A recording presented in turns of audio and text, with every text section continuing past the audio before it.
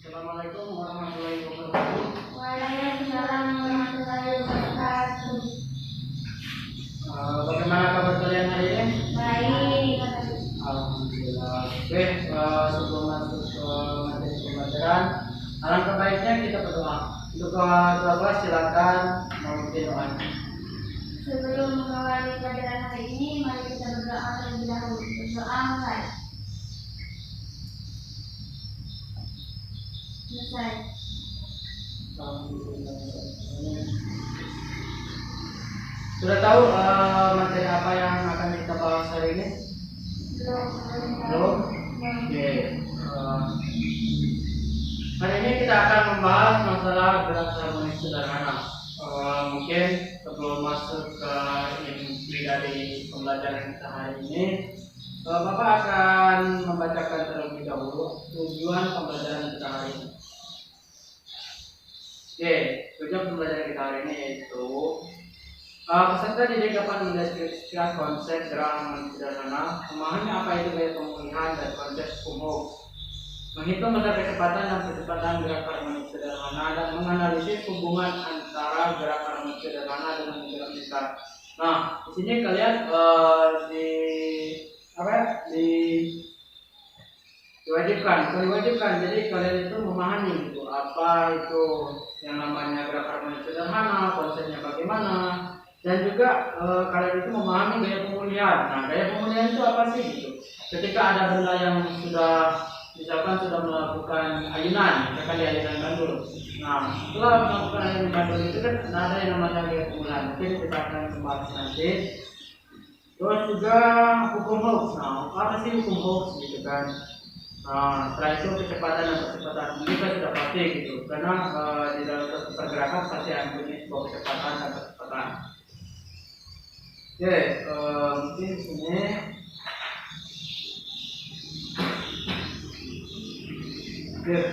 tadi kan sudah dibagikan lembar kerja LKPD tadi, lembar kerja peserta didik tadi dalam lembaran ini. Mungkin di sana silakan kalian baca dan kalian pahami. Mungkin dari pertanyaan yang telah disampaikan, ada pertanyaan-pertanyaan yang belum dipahami, nanti silakan ditanyakan setelah Bapak menyampaikan materinya. Oke.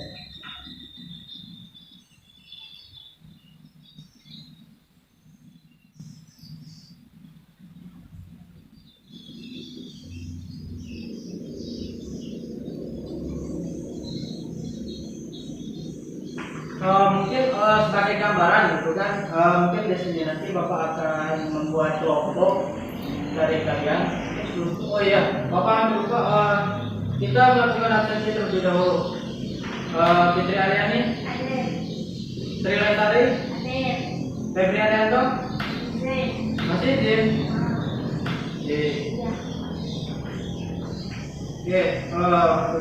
Oke, mungkin setelah itu Bapak akan membagikan beberapa kelompok kecil kepada kalian semua untuk memahami, agar lebih memahami gitu kan apa gerak harmonis sederhana. Nah, sebelum itu Bapak akan menyampaikan beberapa materi terlebih dahulu.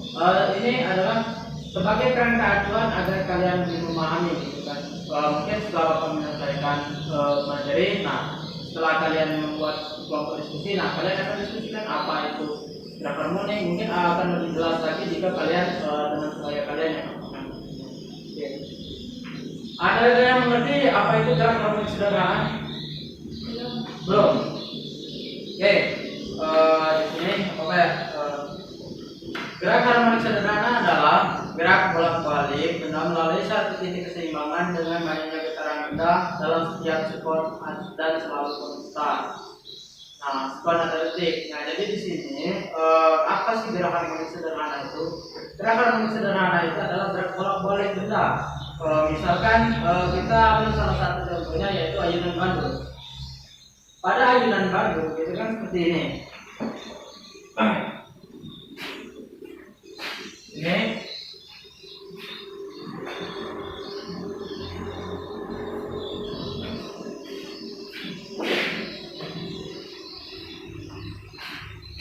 kemana? Oke, sudah. Mungkin di lembar jawaban yang kalian bawa share tadi, yang sudah kalian tadi sudah Bapak bagikan. Jadi kita ambil di sini saja contohnya seperti ini. Misalkan ini ada sebuah gantungan dan bandul itu kita pegang di sini lah. Bandul di sini pasti mempunyai massa dan beban. Nah, ketika massa itu kita goyahkan ke kiri ataupun ke kanan, ya itu akan melakukan suatu gerakan bolak-balik. Nah, yang dimaksud dengan gerakan harmonik sederhana itu adalah ketika si bandul ini melakukan sebuah getaran, nah disinilah yang mempunyai dalam waktu tertentu. Nah, mungkin di sini nanti ada apa yang namanya periode dan frekuensi. Nah, itu bagian dari gerakan harmonik sederhana. Kita ambil salah satu contohnya. Nanti kita ambil contohnya itu ada dua. Yang pertama itu ada pegas, yang kedua itu ada bandul. Jadi bandul itu pasti sebuah sesuatu yang bergantung. Nah, dia menggantung itu pasti memiliki massa beban. Ketika benda itu digerakkan, dia akan ke kiri dan ke kanan. Nah, di sana nanti ada yang namanya gaya pemulihan. Apa sih gaya pemulihan gitu? Kenapa ada yang namanya gaya pemulihan? Mungkin nanti lebih jelas lagi dibahas nanti. Oke, selanjutnya, nah di sini kan tadi sudah Bapak jelaskan bahwa tingkat pembelajaran kalian akan memahami apa sih itu gaya pemulihan ataupun hukum gitu kan. Nah, ketika benda dilepaskan gitu, maka benda tersebut menurut kiri atau ke kanan dan setelah itu akan menjadi posisi keseimbangan. Di mana sih posisi keseimbangannya itu? Nah, posisi keseimbangannya itu ketika benda misalkan bandul tadi dibuat ke kiri ke kanan, digoyangkan kiri ke kanan, maka benda tersebut kembali ke titik awal. Dia akan secara konstan kembali ke titik awal semula ketika benda itu sebelum digerakkan. Nah, itu yang dinamakan titik keseimbangan. Nah, tetapi pada di sana tersebut kan gaya yang dilakukan oleh bandul tersebut mengembalikan benda pada posisi keseimbangan. Nah, itulah yang disebut dengan gaya pemulihan. Gaya pemulihan itu adalah ketika benda itu digerakkan, dia akan kembali ke posisi semula. Nah, di sini salah satu ilmuwan menyatakan bahwa besarnya gaya pemulihan menurut Robert Hooke. Nah, berarti hukum Hooke atau Robert Hooke itu adalah nama ilmuwan. Nah, biasanya dari dulu itu jika seseorang itu menemukan suatu formula ataupun suatu rumus, misalkan tadi seperti materi yang sebelum kita pelajari, misalkan siapa gitu kan, yaitu misal hukum Archimedes. Nah, kenapa disebut hukum Archimedes gitu kan? Nah, itu sebagai contoh. Karena Archimedes menemukan rumus Archimedes gitu. Nah, sama juga halnya dengan Robert Hooke yang menemukan rumusnya. Rumusnya itu adalah Fp atau Fp itu adalah gaya pemulihan. F itu gaya, P itu mungkin pemulihan. Nah, jadi itu Fp itu gaya pemulihan. Sama dengan min K. Apa sih K itu kan? K itu konstantanya dan I itu adalah besarnya talinya ataupun simpangannya tersebut. Nah, kok ada min gitu kan? Kenapa di dalam rumus tersebut ada minus? Nah, di sini dijelaskan bahwa minus itu menandakan bahwa gaya pemulihan itu selalu pada arah yang berlawanan dengan simpangannya. Nah, itu karena dia selalu berarah dalam simpangannya.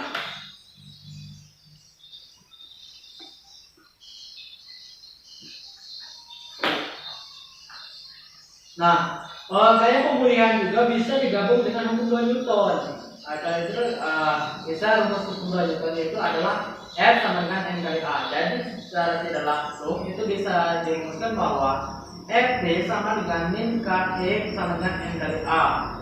Karena N kali A itu adalah hukum 2 Newton, sedangkan Fp min Ke itu adalah rumus dari Hooke tadi. Nah, mungkin dari kalian ada yang ingin ditanyakan atau apa gitu? Jika belum, mungkin kita lebih bahas lagi. Nanti dari yang Bapak sampaikan tadi kalian mengerti apa itu gerakan harmonik sederhana? Bisa. Alhamdulillah. Oke, selanjutnya itu adalah mungkin di dalam suatu peristiwa atau kejadian pasti ada yang namanya syarat-syaratnya. Mungkin di sini kita akan membahas masalah syarat suatu gerakan dikatakan gerak harmoni. Kenapa? Gitu kan? Apa alasannya? Dan bagaimana bisa benda tersebut bergerak? Oke, yang pertama itu adalah gerakannya periodik. Apa periodik itu boleh balik? Ketika benda tersebut kita ambil tadi contohnya tadi adalah bandul gitu kan? Ataupun pegas. Pegas bisa jadi pegas. Ketika pegas itu direnggangkan, dia mempunyai sebuah simpangan. Ketika dia renggangkan dan ketika dilepaskan kembali, pegas tersebut kembali ke titik semula. Dia akan mengecil kembali. Nah, itulah yang dinamakan gerak balik-balik. Nah, di sana. Yang kedua itu adalah gerakannya selalu mendekati posisi keseimbangan. Nah, artinya tadi permainan. Oke, tadi ketika bandul tersebut digoyangkan di kiri ke kanan, maka si benda tersebut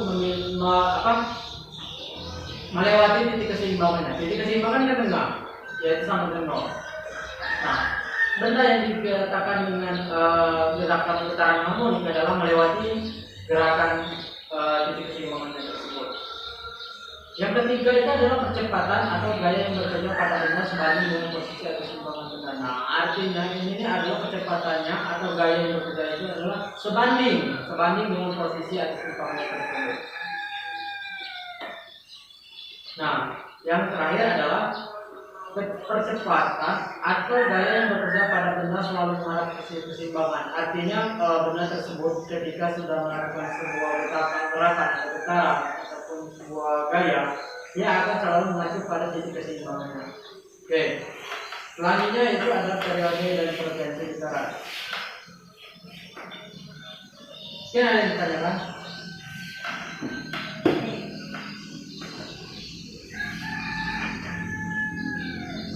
Ada yang ditanyakan?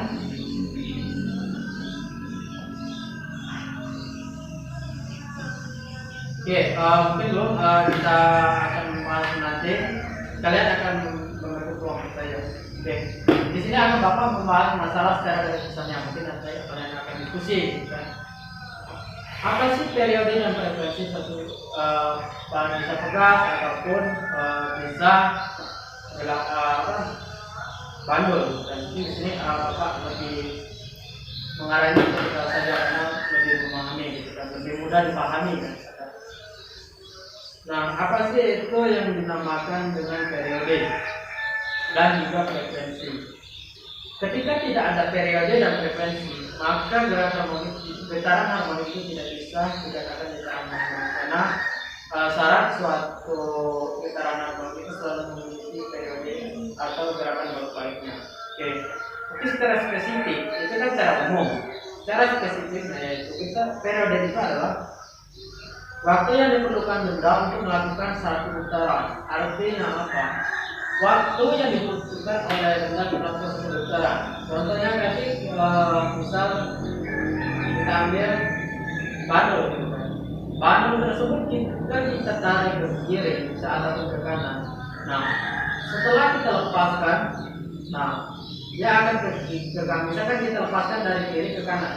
Ketika dia ke kanan, dia akan kembali lagi ke kiri. Nah, ketika dia kembali lagi ke kiri pada titik ini tadi, titik awal tadi, nah itulah berapa waktu yang diperlukannya ketika melakukan satu getaran. Itu yang dinamakan periode. Yang selanjutnya itu frekuensi. Nah, apa sih frekuensi? Frekuensi adalah ukuran jumlah putaran ulang per peristiwa dalam satu detik. Artinya ukuran jumlah putaran ataupun jumlah gerakan bolak-balik tersebut dalam satuan detik. Oke. Ini saya videonya Oke, mungkin bisa kalian pahami nanti untuk lebih jelasnya Bapak akan memberikan contoh berupa lembaran gitu pada kalian agar lebih memahami.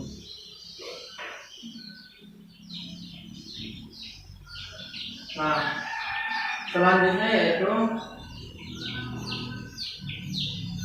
kita akan membahas masalah persamaan getaran harmonik. Persamaan getaran harmonik itu apa sih persamaan gitu? Kenapa persamaan getaran harmonik itu? Oke. Yang pertama itu adalah simpangan getaran harmonik. Kenapa ada simpangan? Misal kita ambil tadi bandul. Misal ketika kalian melihat bandul yang bukan digerakkan ke kiri kanan, pasti itu akan membentuk suatu simpangan. Apa sih simpangan? Simpangan itu adalah sesuatu yang terjadi jika dengan tersebut gerakan, dia akan memiliki simpangan.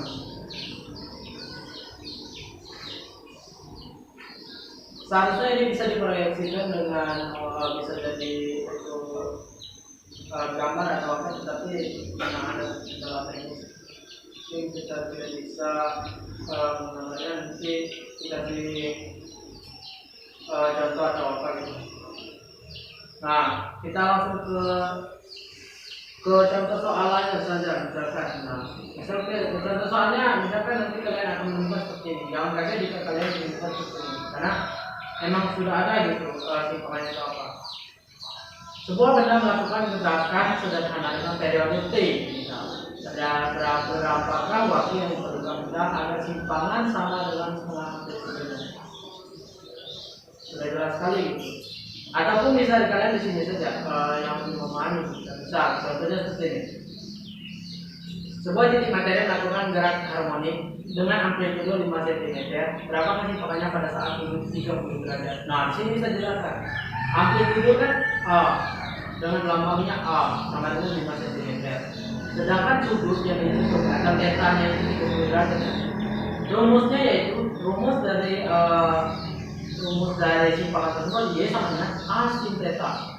Masukkan saja berapa rumus A tadi. A 5 sin 30 derajat. 5 cm sin 30 itu adalah setengah. Berarti 30 5 setengah. Nah, 5 per 2 sama dengan berapa? 5 per 5 bagi 2 2,5%, 2,5 cm. Nah, itulah simpangan yang terbentuk pada saat materi tersebut melakukan gerakan harmonik. Oke, mungkin saya langsung buka rumus dari oke. Tadi kan kita sudah membahas masalah periode dan frekuensi. Periode itu adalah rumusnya 2pi akan m per k. Sedangkan frekuensi itu adalah 1 per 2pi. Nah, tadi kan kalian itu disuruh untuk memahami kecepatan dan percepatan, kan? Dari mana sih? Kenapa gitu ada kecepatan dan percepatan? Oke, kecepatan itu rumusnya dilambangkan dengan v. Dalam getaran harmonik kita akan melambangkan dengan VY atau dy per dt sama dengan d per dt sama dalam kurung a sin omega t. Nah, ketika itu diturunkan gitu atau disederhanakan gitu akan menjadi VY sama dengan omega kali A sin omega T karena itu diturunan. Oke. Mungkin dari sana karena nilai maksimum dari fungsi kosinus adalah 1 gitu. Maka kecepatan maksimum atau yang dilakukan ini kita lambangkan dengan Vmax dalam gerakan harmonik sederhana adalah Vmax sama dengan omega kali A karena di sini nilai maksimum dari fungsi kosinus adalah 1. Oke. Selanjutnya yaitu adalah percepatan getaran harmonik. Kecepatan getaran harmonik itu kita lambangkan dengan A karena lambang dari kecepatan itu adalah A atau kecepatan. Oke. Hampir sama dengan sebelumnya yaitu kecepatan, tetapi bedanya di sini adalah kecepatan diturunkan pertama persamaan kecepatan. Nah, dari pertama tadi kan omega kali A, nah, itu kita turunkan dan turunan kedua persamaan simpangan. Jadi 2 kali turunan, maka akan dihasilkan AY sama dengan omega kuadrat kali Y. Oke, nah sama juga tadi sama dengan kecepatan bahwasanya nilai maksimum dari simpangannya adalah sama dengan amplitudenya Y sama dengan A. Maka percepatan maksimum atau sering kita lambangkan dengan amax gitu kan. Seperti kalau seandainya kecepatan maksimum itu kita lambangkan dengan klimaks, maka kecepatan maksimumnya adalah amak. Gerak rumus sederhananya yaitu, maka rumus percepatannya yaitu min omega kuadrat dikali a. Oke, mungkin nanti akan Bapak kasihkan contoh soalnya setelah materi akan disampaikan.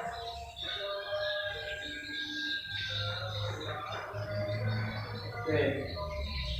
Nah, menyinggung sedikit di dalam sebuah getaran ataupun sebuah benda melakukan sebuah gerakan harmonik, di sana itu terdapat energi. Tidak mungkin suatu benda yang bergerak itu tanpa energi. Nah, di sini kita akan membahas masalah energi kinetik gerak harmonik. Oke.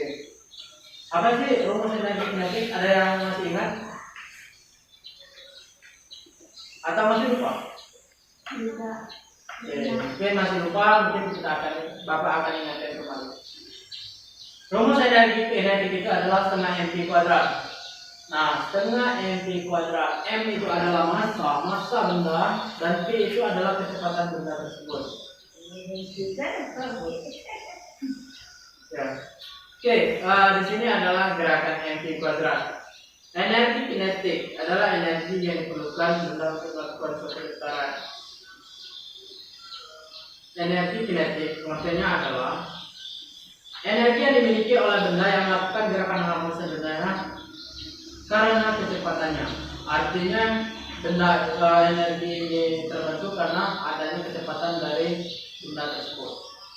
Rumusnya yaitu setengah mv kuadrat. Nah, sedangkan di sini adalah dalam gerakan harmonik, maka kita memasukkan rumus kecepatannya. Rumus kecepatan tadi sudah kita ketahui ya sebelumnya, yaitu AW kali cos omega T. Nah, maka dimasukkan saja EK-nya, energi kinetiknya sama dengan setengah M. Nah, masanya. Sedangkan P-nya tadi kita ubah AW cos omega T, karena P kuadrat jadi dikuadratkan. Jadi rumus dari energi kinetik gerak harmoniknya yaitu setengah M A kuadrat omega kuadrat cos kuadrat omega kali T, karena tadi telah dikuadratkan.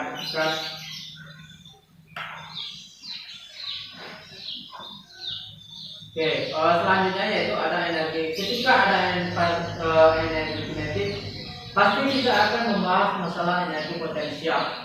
Oke, energi potensial ada yang masih ingat rumusnya? Seharusnya kan biasanya energi potensial setengah KI. Nah, itu bisa di dalam apa gitu kan, materi apa. Tetapi itu bisa di sini kita alamatkan karena udah disepakati dari awal teman-teman ini, jadi kita bagi. EP sama dengan ada energi potensial sebenarnya setengah KI kuadrat. Nah, masukin saja Y tadi berapa gitu kan. Sehingga di dalam persamaan setengah M omega kuadrat atau kuadrat sin kuadrat omega kali T. Karena energi potensial maksimum pada gerakan harmonik ini dicapai ketika berada di titik balik. Ini sangat berlawanan sekali dengan energi kinetik, pasti itu kan, energi kinetik pasti lawan energi potensial. Nah, dari kedua tersebut gitu kan, pasti ada yang mempersatukannya. Dinamakan dengan bisa kita bahasnya energi mekanik. Energi mekanik adalah jumlah energi kinetik dan energi potensial. Nah, jadi EK EM energi mekanik sama dengan EK energi kinetik yang telah kita bahas tadi plus energi potensial atau EP yang telah kita bahas. Kita akan saja tinggal di plus, dan terakhirnya itu akan mendapatkan persamaan setengah M omega kuadrat kali K kuadrat, karena dari persamaan dari penjumlahan antara energi mekanik, energi kinetik dan energi potensial tersebut.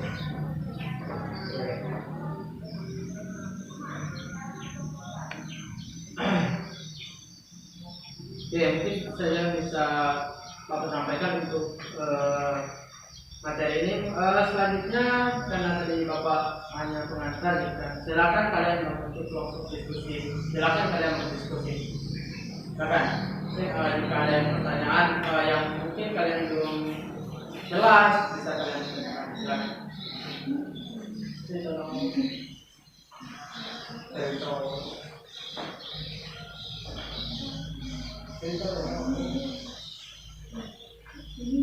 Gimana? Bapak kasih waktu beberapa menit, silakan kalian berdiskusi.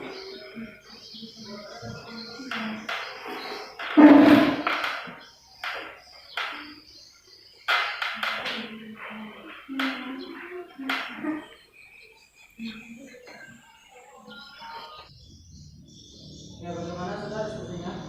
Ya. Alhamdulillah. Mungkin yang terakhir sebelum kita menutup pelajaran ini, Bapak ingin menunjukkan bahwasanya dari pertemuan kita tadi, yaitu gerak harmonis ini mempunyai beberapa syarat. Yang pertama itu yang adanya gerakan periodik atau balik, dua gerakan yang selalu melewati keseimbangan. Ketiga yaitu percepatan atau gaya yang bekerja pada benda sebanding dengan posisi atau simpangan benda. Empat, arah percepatan atau gaya yang bekerja pada benda selalu mengarah ke posisi seperti semula. Di dalam gerakan sendiri tadi ada periode, frekuensi dalam gerakan harmonis. Tadi sudah dijelaskan periode dan frekuensi. Mungkin sebelum ditutup, Bapak ingin memberikan beberapa tugas untuk kalian di rumah untuk dikerjakan dan semoga menambah wawasan kalian. Jika dari materi yang disampaikan masih ada yang belum jelas, kalian boleh searching juga atau cari buku pustakaan yang berkaitan dengan materi sekarang.